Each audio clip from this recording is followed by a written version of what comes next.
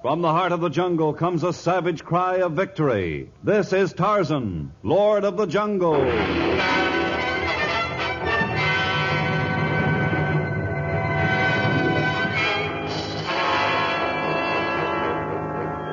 From the black core of dark Africa, land of enchantment, mystery, and violence, comes one of the most colorful figures of all time, transcribed from the immortal pen of Edgar Rice Burroughs. Tarzan, the bronzed white son of the jungle.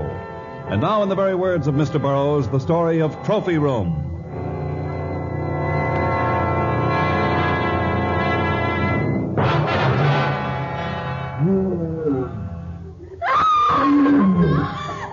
The roar of a wild beast and the scream of a woman. Tarzan grasped a hanging vine and hurled himself into the middle level of jungle growth. Swinging from tree to tree with incredible speed, he neared the spot where a beautiful blonde girl crouched in fear, a few feet from an angry lioness. On the ground, between the girl and the she-lion, lay a rifle.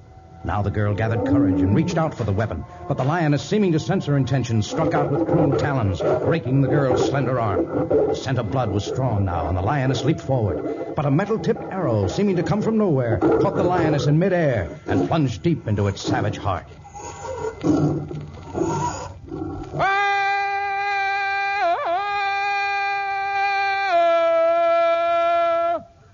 Oh, you horrible savage. You've spoiled everything. I've spoiled everything by saving your life? I could have reached the gun. I would have reached it. I see. Well, then I apologize for interfering. Apologies won't help now. I have no intention of claiming the animal. I can find meat elsewhere. Meat? I didn't want the lioness for food. Your attitude is most strange. In fact, the very presence of a white woman here is most mysterious. There's nothing mysterious about my presence at all. This land belongs to my husband.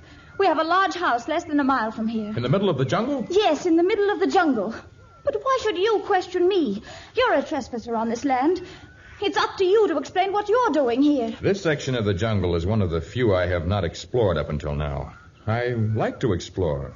I did not know that this was private land. Well, you know it now, so you'd better leave. I shall. But next time I'd suggest that you exercise a little more care when you take a walk.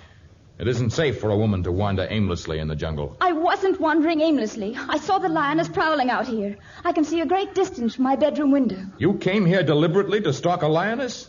Why? Oh, you ask too many questions. I advise you to get off our land at once. And I'd advise you to hurry home and have that arm looked at. It's badly injured. I'd have given my whole arm to take that lioness home. But you can take it home. I told you I'd not claim it. I'll carry it to your house for you and then leave your property. Oh, thank you, but it wouldn't do any good now. My husband could tell at a glance how it had been killed. He'd know I hadn't shot it. Byron knows all there is to know about hunting. Byron, that's your husband's name? Byron Baldwin. I'm Althea Baldwin. I'm Tarzan. And I apologize for spoiling whatever it is I've spoiled. I thought you were in danger. Oh, I was. I couldn't have reached the rifle. And even if I had, I probably couldn't have killed the lioness. But I wanted to so very badly. I've never been able to understand man's passion for killing. Nor I. But hunting means everything to Byron.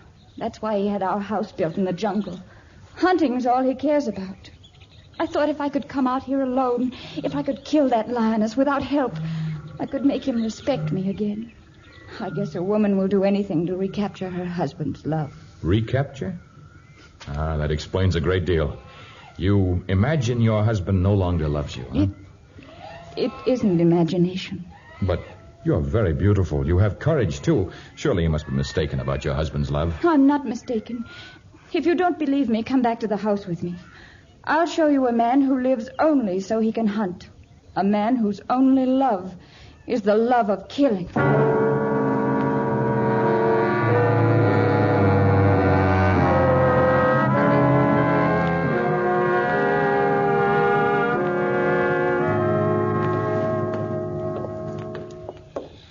It's a fabulous house, Althea. Carved right out of the jungle. Yes, it's quite a showplace. For the animals and the handful of natives who sometimes come here by accident. Byron! Byron! I guess he's still out hunting. Sometimes he doesn't return for days. You don't know what it's like being all alone in this big house. Alone? But surely you have family or servants here with you. We've had a few native women from time to time, but they never stay more than a few days. Not that I blame them. Why did they leave? Because of Mueni. I didn't tell you about Mueni, did I? No, you didn't. I think I'm more afraid of Mueni than I am of Byron when he's aching to kill. More afraid than I am of spending nights alone here in this barren house.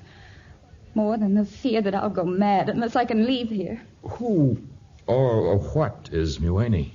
Come into the trophy room with me, and I'll tell you. Only walk quietly, because maybe Mueni's here.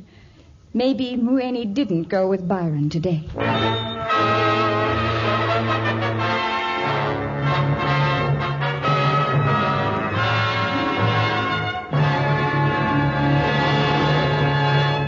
In just a moment, we'll return to our exciting story of Tarzan.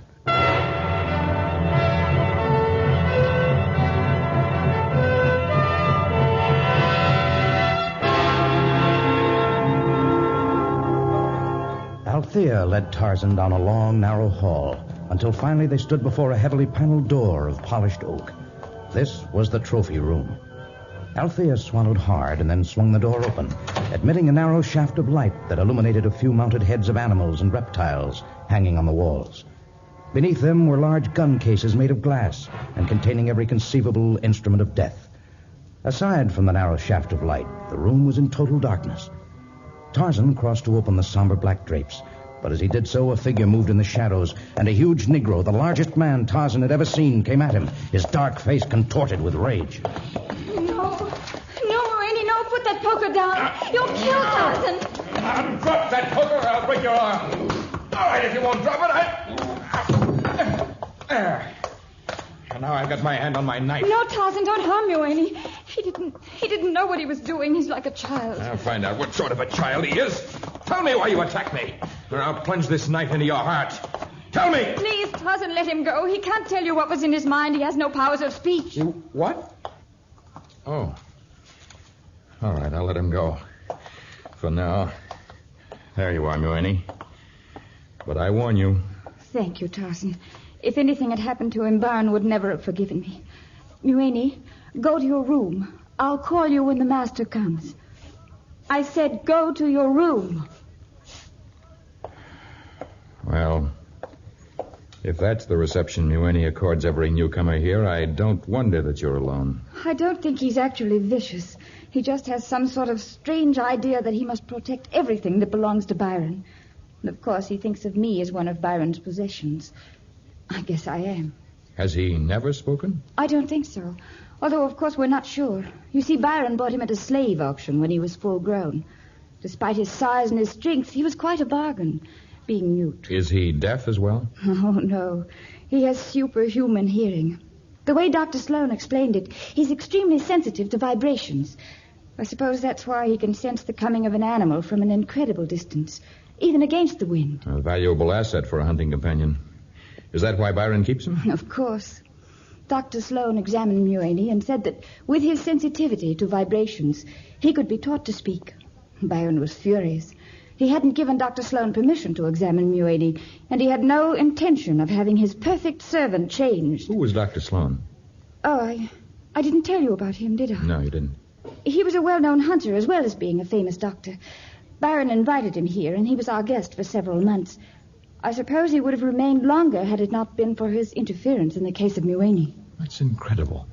Byron suddenly decided Dr. Sloan was a meddling fool, and he was afraid Mueni might hear the doctor say he could be taught to speak. Byron didn't want that. He drove Dr. Sloan out of the house in the middle of the night at the point of a gun. Well, I'll open the drapes so you can see my beloved husband's altar room more easily. Oh, I'll do it. You call this his altar room? Yes. This is where he does his worshipping to the only god he knows. I've seen him spend hours here just polishing the stock of a favorite gun. Althea, when we met, you said you wanted to kill the lioness so you could recapture your husband's love.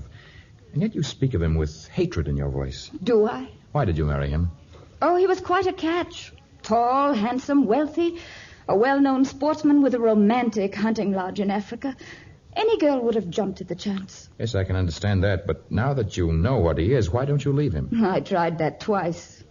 Oh, yes, I have a great chance of trying to get away from Byron and his watchdog, Mueni. No one should be forced to remain in a place they find unbearable, with people they've come to hate. I'll help you escape, Althea. Oh, would you, Tarzan? Would you take me with you to another land? To a place where Byron can't find me? Of course I will. Oh, Tarzan, I've waited years for someone like you to come along. Promise you won't go back on your word. Of course I won't. Well, this is a pleasant little scene. Byron. It's quite a surprise to come home and find my wife in the arms of another man. She was hardly in my arms. She'd started to cry, and I was merely comforting her, patting her on the back as I would a small jungle creature who was lost and frightened. Yes, I can see from your attire that you're more used to the jungle than to the drawing room. Yet certain, shall we say, gifts seem instinctive. Among the apes who raised me, there was always one crime that was unforgivable. The taking of another's mate. It's a crime I could never be guilty of, for I myself have helped a pack of apes tear the violator of this law limb from limb. I have no intention of attempting to tear you limb from limb, Jungle Man. But I think you will find that I am not without my own forms of punishment.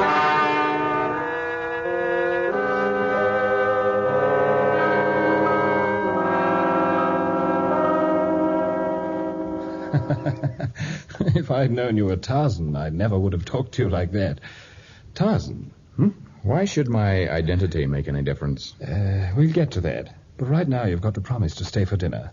Althea's fixing it now, and I have to admit she's a good cook. Is that why you keep her here against her will, so she can cook for you? Oh, so she's been off on that tack again, eh? I suppose she told you I was a little off my rocker, and I kept her a virtual prisoner here. Yes, she did. Poor Althea. I wish I knew what to do with her. She has the most incredible imagination. Are you sure that what she's told me stems from imagination? Well, of course, I don't know exactly what she's told you, but I know her usual line. It's part of her malady. I had a famous doctor come all the way here to examine her. He said she'd have to be placed in an institution for an indefinite period. Was that Dr. Sloan? Yes, it was. So she told you, huh? Well, your stories concerning him differ slightly. I never told Althea the whole truth. I was so furious at Dr. Sloan's diagnosis, I'm afraid I ran him off. Althea told me you drove him off because he threatened to teach Muene how to speak. Poor Althea. She knows I'd give my right arm to help Muene lead a normal life. I bought him from his parents because they planned to kill him out of fear of his muteness. They thought he was the reincarnation of some evil spirit. Yes, knowing the native mind, I can believe that. You can believe everything I've told you, Tarzan. What reason could I have for lying? I don't know. Here comes our dinner. Put the tray on the low table, Muene. Are we to eat here, Mr. Baldwin? Please call me Byron. We're going to be great friends, Tarzan. You don't mind eating here? To be truthful, I dislike this room, the display of guns and the mounted heads of animals killed only for the satisfaction of killing them. We could eat in the dining room, Byron. Nonsense, my dear. I'm not having you go to additional work. You see, Tarzan, we keep most of the house closed up because of the impossibility of obtaining reliable native servants. It would take Althea and Muene hours to get the dining room into usable shape. I see. Why don't you tell him the truth, Byron? That you even sleep in this room? That you can't bear to be separated from the animals you've mastered? Oh, now, please, dear, try to calm down. I know you're upset today, but all Yes, I am upset.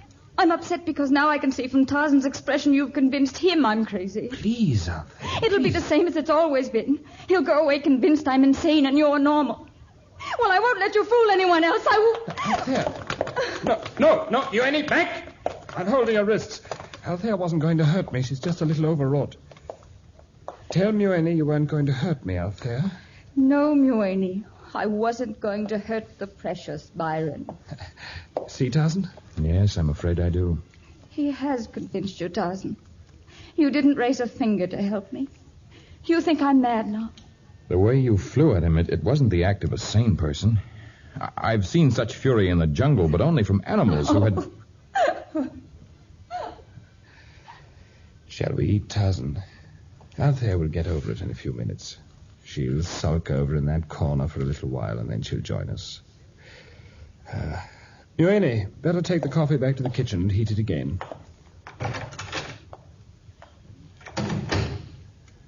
The strange thing is that when Althea gets over this spell, she'll be normal and lovely again. Here, have a bit of this cold mutton. I'm afraid my appetite has deserted me. Althea, what are you doing with that gun? Althea, put that gun down. Killing is never the way to solve a problem. The gun isn't loaded. I just want to prove to you whether it's Byron or I who's crazy. My favorite rifle. You smashed it. You broke it into pieces. Look at it. My lovely Cogswell and Harrison. Even the telescopic sight ruined. Althea, I'll never forgive you for this. It was my favorite rifle. My very favorite... Byron, after all, it's only a gun. Only a gun? I've killed 100 animals with it. I've worked over it for days, adjusting the sight, finding out the best ammunition for a sure kill. It was the one rifle I really loved. She's ruined it. I hate to destroy anything, Tarzan, but it was the only way of making him show his hand. I can see the picture now, Althea. I'll keep my promise. I'll help you escape. Oh, no, you won't. Just step back or I'll put a nice little hole in your forehead. I always carry a pistol, just in case. There's no use reaching for your knife. Annie is very skillful at sleight of hand. My knife is gone. Yes, and your bow and arrows, too. Annie and I expected something like this. No, Tarzan. Don't move toward him. He's an excellent shot. He couldn't miss at this distance. No, I couldn't possibly miss. But I'm going to give you one chance to escape, Tarzan. However, I hardly think you'll like the conditions.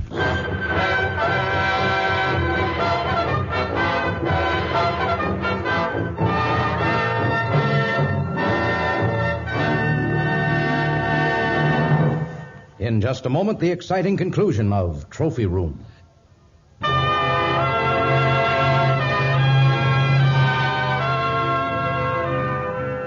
Byron, you spoke of giving me one chance to escape, provided I met certain conditions.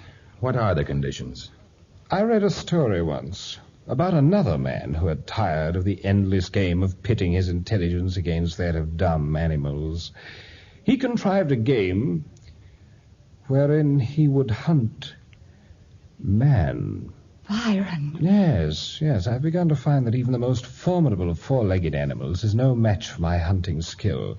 But from what I've heard of you, Tarzan, you combine the intelligence of man and the jungle knowledge of wild animals. Were I to hunt you, it might prove a thrilling experience. And why should I agree to serve as the quarry of your mad hunt? Because were I to give you a head start, there might be some chance of your getting away. I could just as easily kill you now. But you wouldn't, Byron. You're too much of a sportsman to kill a defenseless animal, even though he be a man. I would prefer a hunt. But it takes two to provide a chase, the hunter and the hunted. You can't play your game unless I agree, so I, too, can set forth conditions. Tarzan, you aren't thinking of playing his crazy game. I may. What are your conditions, Tarzan? That you return my bow to me, and that you provide me with one arrow. You may select any gun you choose, and you may take one bullet. Before our game is over, we shall find out who is to be the hunter and who the hunted.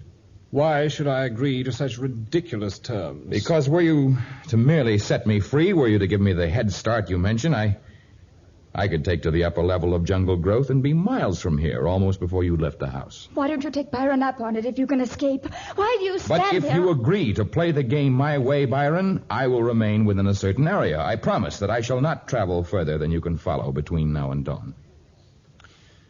All right. It's agreed. Let's take my property as the area for the hunt. There are fences on two sides, to the north and the east. The western boundary is marked by a wide creek, and the southern by the bamboo forest. I understand. The area is acceptable. And you shall have one arrow, and I, one bullet. It shall be a contest between one man and another, with life as the prize. Are you mad too, Tarzan? No, Althea, I'm quite sane, but this is the only method I can think of to free you from your captivity.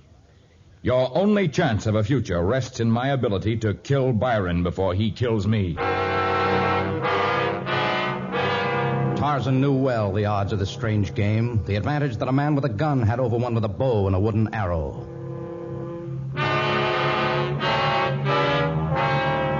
He headed for the bamboo forest and then circled back along the heavy steel fencing that marked the north end of the hunting area.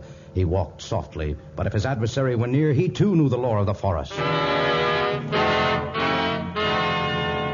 No rustling leaf nor cracking twig revealed his presence. The wind was still, but even if it had not been, Tarzan realized his opponent was enough of a hunter to circle away from the wind. There was no scent, no sound, no hint that death in the form of a bullet might be waiting for Tarzan behind a bush, behind a small rock, from the creek bed or the fork of a tree. Hours passed, and still there was no sign of the hunter who had selected Tarzan as his quarry.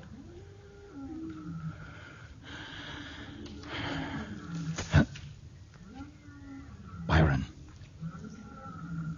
Now, if I can get him to waste his bullet, perhaps I can step from behind this tree for a split second and then duck back before...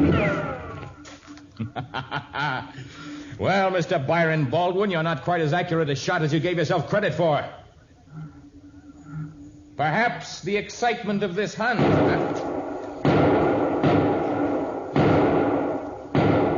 So, you're neither a good shot nor a good sportsman. You have many bullets.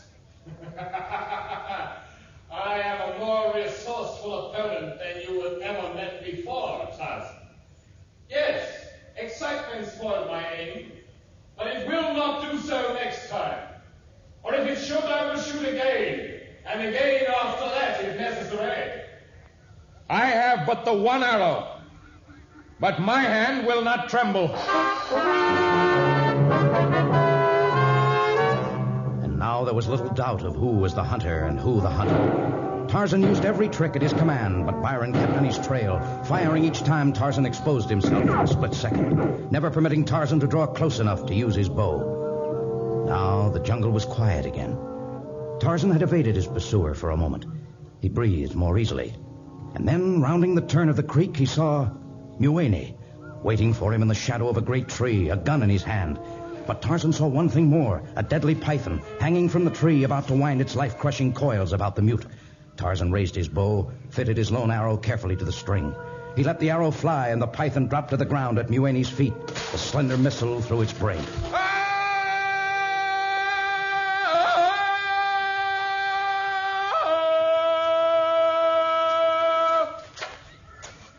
Yes, I know I'm a fool, Mueni, to have wasted my single arrow and then to let my hunter know where I am by sounding my victory cry.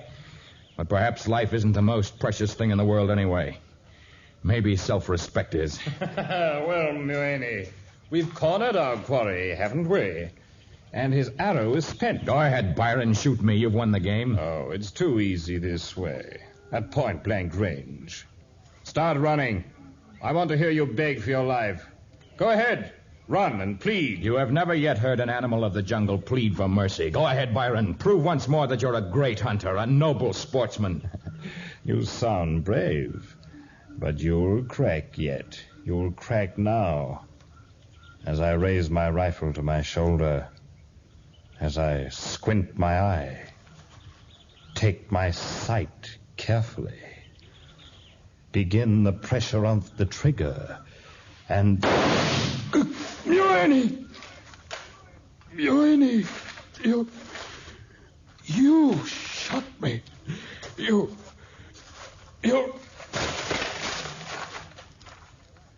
Mueni, you saved my life. And you killed the man who called himself your master. Byron! He's dead. Oh, Tarzan, did you have to kill him? I didn't kill him. But surely you aren't sorry to see him dead. Oh, I loved him. No matter what he was or what he did, I loved him. I told you when we met this morning I was only trying to regain his love. Oh, I know I'm a fool. You didn't kill him. Then who? Mueni, why? Tarzan. First friend. He spoke. Mueni spoke. Your doctor friend once said he could learn to speak, and sometimes out of great feeling come lessons not even science can teach us. Great feeling. I don't think I'll ever feel anything again. Yes. Yes, you will learn to feel and love and live once more. And Mueni will learn to speak and to make a new life. Each of you will be a whole person with no master to rule your soul. Nature intended it thus. And in the end, Only the laws of nature triumph.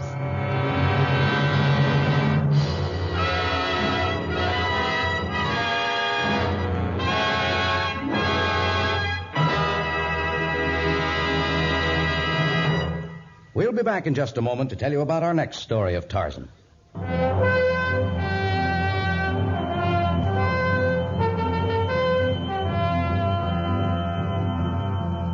With courage and determination, the small group of pioneers push forward the development of new lands in the jungle wilderness. But disaster lurks behind each rock and death behind each tree, for these pioneers are opposed by a powerful jungle ruler, one who is referred to as the Lord of the Jungle. In our next story, Tarzan's Mistake. Tarzan, a transcribed creation of the famous Edgar Rice Burroughs, is produced by Walter White, Jr., prepared for radio by Bud Lesser, with original music by Albert Glasser. This is a Commodore production.